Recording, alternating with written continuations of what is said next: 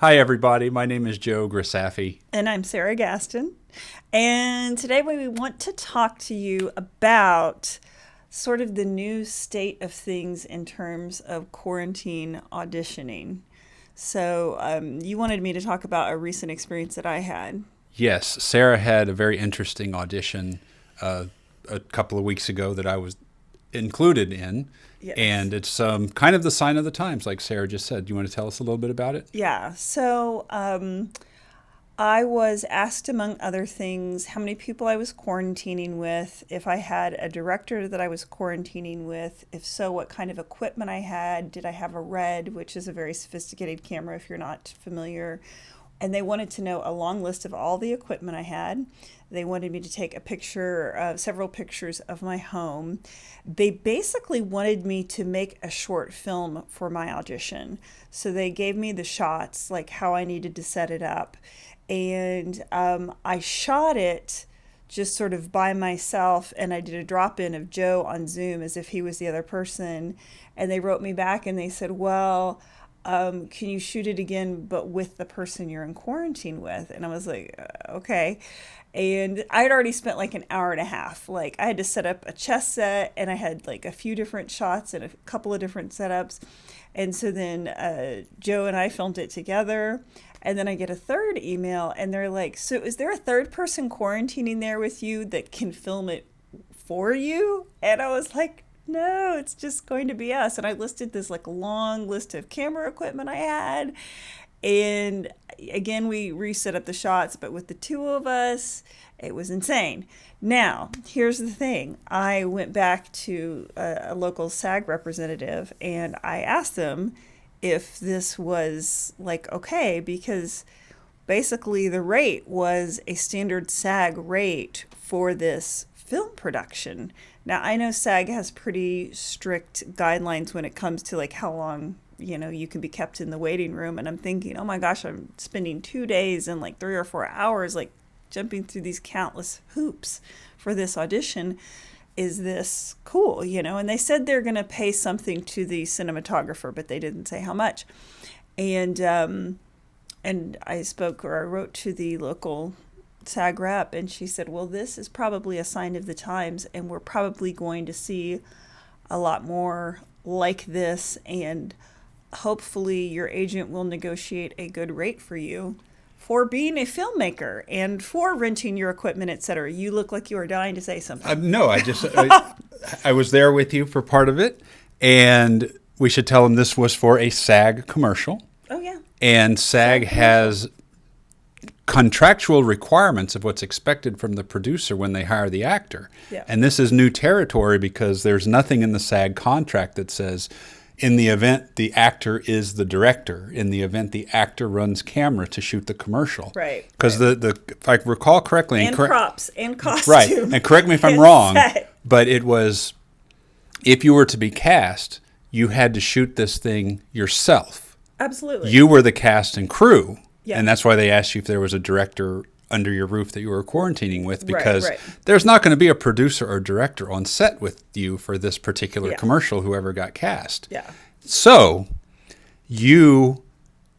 it's not necessarily about talent at this point. It's about talent and what equipment you have. Right. Camera, lights, microphone.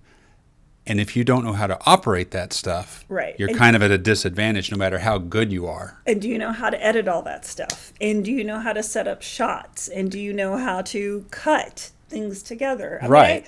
I did a pretty good job for like what it was, but it was just an audition. But really, it was a short film. Yeah, basically. What Sara basically made was a 90-second short film. Yeah. And I'm not really a filmmaker. So anyway, apparently that's what we're looking at, folks, for the next several months, possibly, at least in the commercial world. I know they're talking about opening things back up and what that's going to look like.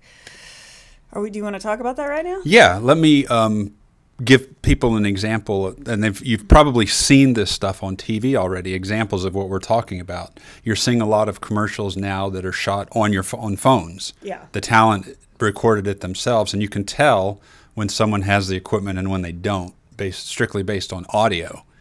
Because you can film yourself by a window and it can look good, but that not all phones have. Does it sound like? Yeah, it sounds like they're at a echoey? distance. You see it on the late night talk shows. The host, Seth Meyer, Jimmy Fallon, has a great microphone, but their guest might be using their computer. Okay, got it. And got the it. sound is like really tinny or Yes. distancy, even Yeah, though they're yeah, right in front of yeah, it. yeah. So one thing you're going to want to start looking into is what kind of camera you're going to need, a good microphone, how to light properly, because Assuming you want to do all this, because Yes. I found this kind of it was exhausting. I mean, just because I wasn't prepared to do all that stuff, and it felt like an overreach, an over ask on their parts. But if SAG is telling me this is what we're looking at, and it kind of makes sense now that you've gotten more information from it. I know you weren't given like really specific information at first. no, I was not. I've been seeing friends posting articles and agents have been sending out stuff. And one thing that has come up is staying on the topic of this commercial you just auditioned for. Okay. Producers are going to want to know who you live with. And there's a chance that Oh, yeah. if you get cast, everyone in your house might get cast Oh, yeah. versus casting a wife and casting another actor as the husband. It might be Right. the wife is the real actor in the family, and if she gets cast, the husband gets drug into it, Yeah. and the kids get drug into it. There may not be any more assembling families. Right. No, and my joke when I was working on this was, clearly they want Steve Martin, Bernadette Peters, and Steven Spielberg all to be housemates, because that's basically kind of what they wanted. Oh, and then maybe an old man in there somewhere. Excuse me. Because, the assumption is that you not only have all this equipment, but you live with all the types that they're going to need in the commercial. Now, that's great for a bunch of 20-somethings who, live in a gigantic house in Los Angeles, but normal people don't live in communes. But that's kind of what we're looking at. Right. So like you just said, if you're in Los Angeles, chances are you might have a roommate who is an actor or a director or Right. a writer. Right. They're in the business. Yeah. Here in Houston, it's not the case. So And suddenly we we're at a don't- disadvantage. And we don't tend to live with 16 people here in Houston. Yeah. At least not after a certain age. That's an experience Sarah has had. in LA, yeah. Anyway, that's another story. So we were going to segue into, I'll tell you what. Now, we both had the privilege of being cast in movies shot on Zoom. Yes. So it's kind of the same thing now. Yes. It's some of you watching this may have had an experience. You've seen it on TV if you've watched Saturday Night Live recently, that people are using Zoom a lot, and Saturday Night Live is trying to use it in a comedic and narrative way. Or So- if you watch the reboot of Parks and Rec. Yes, Yeah. that was a good one. Yeah. So where it's all Zoom, but it's, they've strung it together, like you said, into a narrative. So Right. our movie that by the way, we can't say the title. Right, so we're not going to mention names of Yeah. actors, directors, or anything, and not the title yet until we're allowed to. But in my particular scene, I was working with 3 other actors, and I think I was the only one that had a professional microphone attached to my computer. Mm-hmm. And I think, And the other actors were all in Los Angeles? yes, Okay, that's what I thought. and I may have been the only actor in that trio that had lights set up.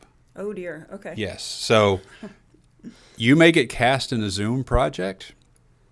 And like we talked about with Sarah and her audition that required all this equipment, it is to your advantage to not just rely on your computer or your phone when you Yeah. film Zoom. You're going to want to look as good as possible. So you're going to want to learn how to light for Zoom and how to make you sound as good as possible, what kind of microphone you're going to Right. need for Zoom, because that's going to be there's probably no sound mixing, and everyone's going to have a different quality of sound and lighting. Right. And can I speak to that? Mm-hmm. Okay. So when we shot my scene, I have professional lights, and I was doing it on Zoom, and I spent hours creating my bit. This will make sense when you see the movie. But creating my bit, and I had to come up with my own props and my own costume and my own styling and hair and makeup and all that kind of stuff. Anyway, we kept recording, and they were really happy with the performance, but they kept saying there was a little bit of issue with the sound, and I said, hold on. And I got my lavalier mic, plugged that in, and they're like, oh, that's so much better. It's totally clean. Luckily, I just happened to have this microphone that I had just bought a few weeks ago. It's the one we're using right now, so I may put a link to it in the video, in the description of the video. Right, but that made all the difference. So, and here's the thing. It's like sometimes that effect can be really effective. Hello, that was a little redundant, right? But if we're going to be in this for a while and we're kind of stuck with this new medium, it helps to just really understand how it works and how to work it to your advantage so that you can still get cast even with all the nuttiness going on. As we've seen, I don't know how much TV you're watching, but I'm watching a bit of TV in the afternoon. I'm not watching networks, so I'm not seeing the ads. I'm watching networks, so I'm seeing the ads, and I'm seeing what people are doing right now and how cheap things are. Yeah. There was one commercial where it was clearly made recently, and it was we're seeing a lot of business owners in the commercials now. Oh, gosh. And this was a shot where the business owner and his assistant were getting something out of the back of an SUV, and it was clearly a green screen garage. So it hurts. Everything's gotten really low budget. Yeah. And yet you're supposed to have a red at home. Right. And live with a film director and a bunch of actors and a camera operator. So right. So you're going to pretty much have to learn how to light and record proper sound for yourself, or at least make yourself sound good if you're going to do this in this new era. Yeah. Because I think the Zoom thing may stick around a while. Yeah. No, I agree. And if we don't have a vaccine or whatever it takes to get us back on set, this is the way it's going to be for a while. Shut your mouth. Shut your mouth. I hope they find something soon. Yeah. But our on-set photos aren't very interesting when you're just taking pictures of yourself in the living room. Yeah, no. It's not as exciting as being on set. Anyway, thanks for watching. You guys have been a great audience. Please. So follow us. I'll put links on the screen here. Yeah. Follow us on Instagram and Twitter and Facebook. And if you have any questions and anything you want us to talk about, please put them in the comments and we will address them. Yes, all right? Absolutely. We would love your questions because we are here to support you. Yes, we've been doing this quite a while, so we have a lot to offer. So feel Yep. free to ask anything you want, and we'll try to answer it. Hit that like button, and please subscribe. Yeah. Thank you very much for watching, and we'll see you again soon. Thanks. Bye.